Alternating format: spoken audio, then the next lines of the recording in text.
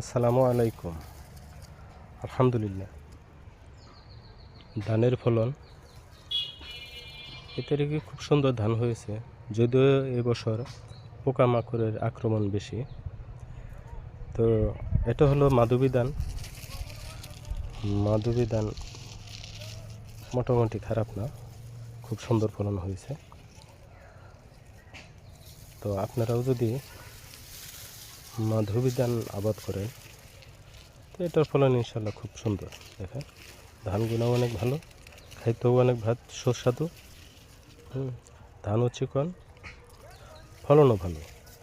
এমনকি ধান ও এই খ্যার, মানে যারা আমরা ডাটা বলি, তো খ্যারের আবাদও ইনশাল্লাহ খুব ভালো হয়, ধানও ভালো হয়।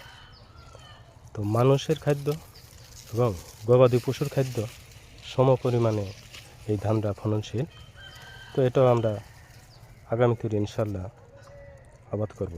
আমি প্রতি বছরই আবাদ করি, তো ইনশাল্লাহ এবারেও আবাদ করেছি। দেখেন পোকামাকড় আক্রমণ কম, ধানের যাত্রা খুব ভালো। সকলকেই ধন্যবাদ। আসসালামু আলাইকুম।